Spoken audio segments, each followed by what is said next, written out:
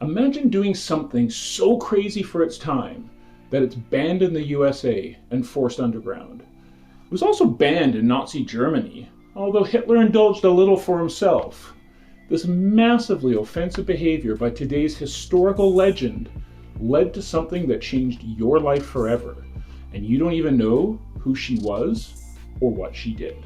So, if you're like me and you love hearing something and saying, "Oh, that's where that came from," then keep watching. You're never going to believe what she did. Spoiler, has a little to do with my shirt today.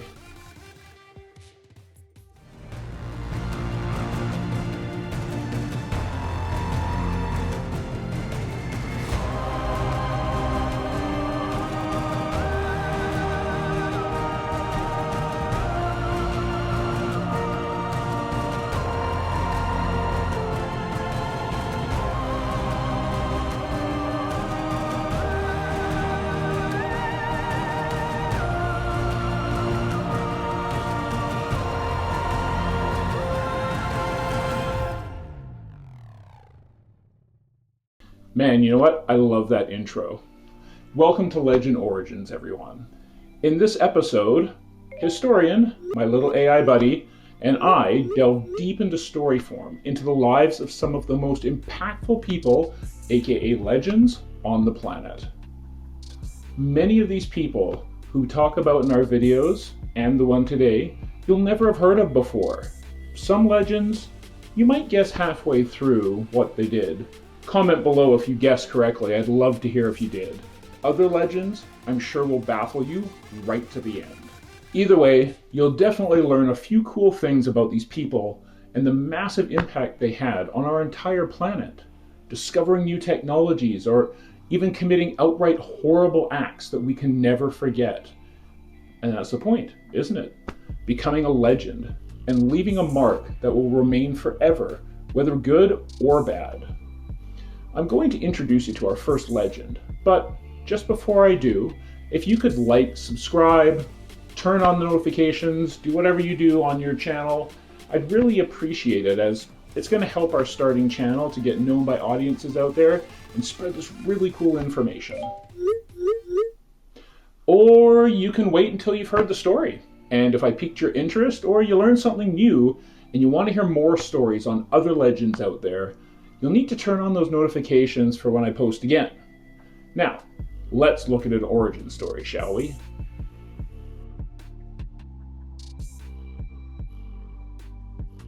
To get to know this legend, I have to paint a picture for you of where she grew up. I'm going to take you back in time. Picture the city of Vienna, Austria, geographically right in the middle of Europe in the 1914s. Technological advancement was happening very fast for Europe at this time, mostly spurred on by World War I. There was a great need for innovation to get the upper hand in that war. Things weren't as old-timey as you might think in the 1914s. Most streetlights in the city were electric and gas now, and many different brands of automobiles were traveling up and down the roads, but only for the very wealthy, of course. Most people still traveled by horse and buggy, or by foot. This was way before the days of having a TV in the family home, but families would still gather around the living room radio and listen to staticky shows that broadcasted to the public. Vienna, for all its advancements that they had, wasn't doing very well. These days, poverty was high, streets were dirty, homelessness was all over the place, and working days were very long, even for some children. But it was nicknamed the City of Music. Even though they weren't doing that great economically, the classical culture was in full swing those days, so wasn't all bad. Now enter our legend, Little Hedwig. Well, she went by Hedy as a child, born to a wealthy family in Vienna. Her father was a banker who loved answering all her questions about how things worked. And her mother was a classical pianist, a little on the strict side. Little Hedy had curly brown hair and a roguish smile and was spoiled by her parents. She was a very smart child and was already taking toys apart at the age of 5 just to see how they worked. The kid was basically a tiny engineer in pigtails. She was that smart. Many wealthy families like hers were living in huge 15-room homes with marble floors, gigantic chandeliers, and a maid for every family member. Hedy's family was doing quite well. Like other well-to-do young girls, she wore little sailor suits and lace dresses with big bows on the back. She took French language lessons and classical piano with her mother. Plus, she was already being groomed and sized up for a strategic marriage down the road, which was pretty common in those days. She was also very much into dancing, with their puffy tutu dresses and beauty contests, and she could already speak 4 languages at a young age, which again reflected her intelligence, pretty and smart. At the age of 16, Hedy stopped learning with her private tutors and enrolled in a drama school to further her passion for developing her acting skills, dance, and performance. And like most young girls in that time, also dreamed of making it big and meeting that producer that would get her into the movie industry. She did get some small parts in some movies during the time of her education at the drama school.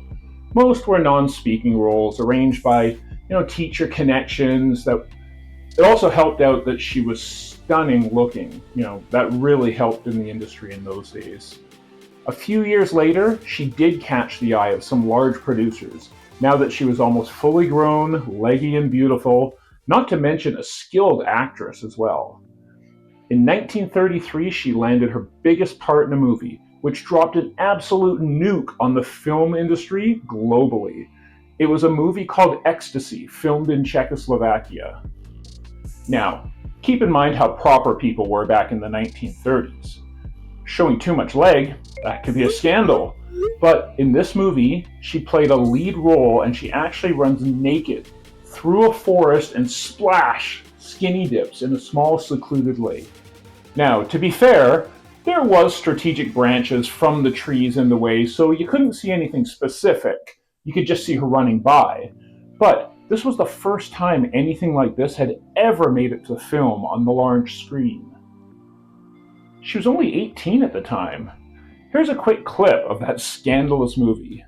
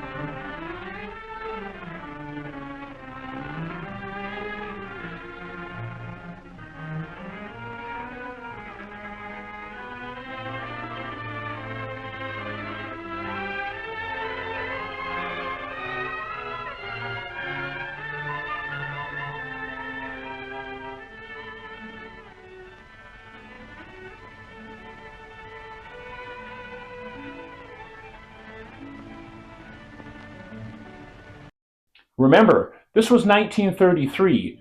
People had lost their minds when they saw this. It was literally banned in the United States from playing in theaters. It couldn't even get past customs. Heck, it was actually condemned by the Pope in Vatican City, if you can believe it or not.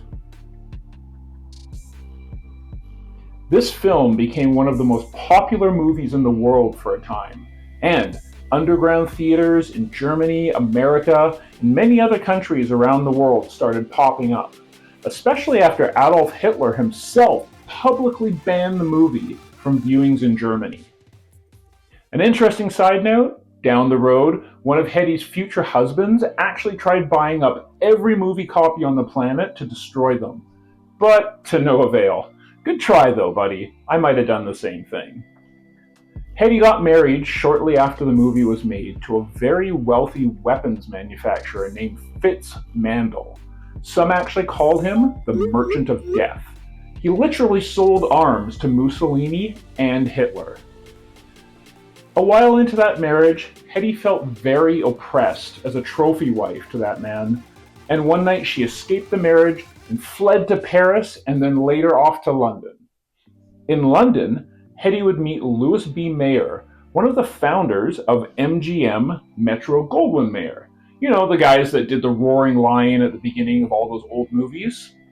Anyways, he signs her on the spot after viewing her movie and renames her Hedy Lamarr after a silent film star, actually, and brings her to America with the marketing tagline, "The most beautiful woman in the world." In her time in Hollywood, she acted in upwards of 30 movies, some of them like Algiers, White Congo, Boomtown, even the smash hit Samson and Delilah. Now, it might seem to some of you like this story is about a rich little actress that made it big time famous, hobnobbed with all the Hollywood players like MGM founders, which she did, but that's not what this is about. You're going to be surprised with the next twist that's coming up in this story, so stick around. This part would normally be the time when we'd have an ad break and tell you about our current sponsor for our video. However, this is our first video, so we don't have any sponsors and we don't have any ads. So let's get on to that twist I promised you. Remember at the beginning, I said Hedwig was a very smart child and enjoyed taking things apart? Well, while making movies in America, now she was famous, and she was getting very upset during World War II, when all the news was coming in. Nazis were torpedoing Allied ships, good men were dying everywhere, and it really got to her. And that little engineer in pigtails persona started to emerge again. But now, very wealthy, beautiful, and famous, she could do things. All those years ago, the Nazi friends of her first husband, the arms dealer, were coming around their home talking about German technology, military inventions, future ideas.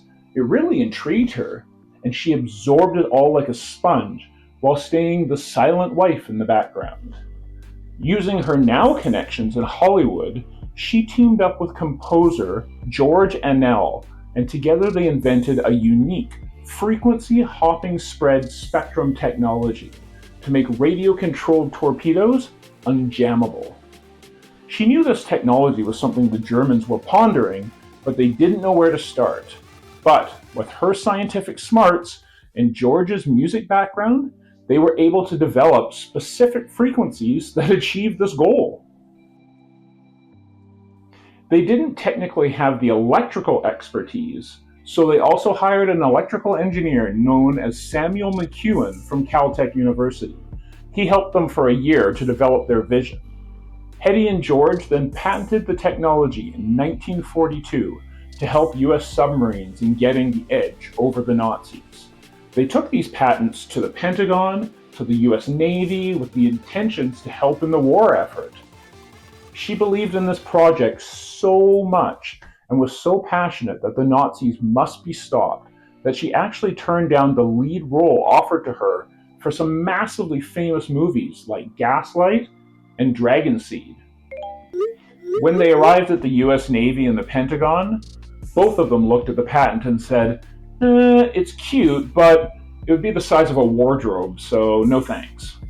Well, they didn't actually say that in those words, but basically in those terms. The military brushed her off because she was a woman. They suggested if she wanted to help the troops, she should sell war bonds to fund the effort. And, just to show them up, Hedy went out and raised $25 million towards the war effort in bonds. That was a lot of money back then. The military were still having issues with torpedoes being dropped by planes and taking out their ships in war. They needed an edge, but everyone had forgotten Hedy's invention. Later, they looked back again at Hedy's patent that she had submitted to them. They took it, they classified it, brought in a few large companies like Bell Labs and Harvard University, and ended up applying her technology to create the first sound-guided torpedoes and frequency jamming devices. She unfortunately received zero credit and zero money for it. Typical government. In the 1990s, the tech world did a double take as information started flowing more freely all over the place, and many scientists looked at that technology she had developed in her schematics and basically said, oh snap, this lady literally invented modern wireless. Yep, You heard me. She invented the technology that later becomes the backbone of Wi-Fi, Bluetooth, GPS, guided missiles, anything that used direct sequence spread spectrum technology, which she invented. Heck, basically everything wireless that you own today came from her idea. Not bad for a movie star that caught a 0-star Google review from the Pope at the time. Sadly, though, she got no money, no credit for one of the most remarkable achievements of her time. You know, she didn't need the money being famous, but the recognition, that should have been hers. Sadly, she died January 19th, 2000, at the age of 85, alone in a house in Castleberry, Florida, from heart disease. As per her wishes, her ashes were spread all over the Vienna woods where her first film career took off in that dramatic forest. Later, 14 years after her death, she did get awarded and inducted into the Inventors Hall of Fame in 2014. I guess you could say her legendary origin story had a bit of a redemption arc at that point. I think it would be fair to call her the mother of everything wireless. That making George the father, I guess. So tell me in the comments below, have you heard of Hedy Lamarr or young Hedwig? Did you know what she did? And just how much of an impact her technology had on developing the world we know today? Comment below. Seriously, I'd love to hear from you. You see, you never know where the next great idea will come from. Maybe it'll come from you, the listener, being inspired by the chaotic, successful life story of Hedwig Eva Maria Keisler. Thank you for watching my video today. I really appreciate your time, and I hope you learned something new about one of the legends that changed our world. If you did enjoy this, please subscribe and turn on your notifications because our following legends are going to be just as interesting. I'd love to hear your ideas in the comments section about a legend you want us to review next. I'll try and read all of them and respond. Remember, out there somewhere hidden, forgotten in textbooks, unwatched movie clips, or even in the memories of our seniors, legends are there. And the origins changed your life forever, whether you knew it or not.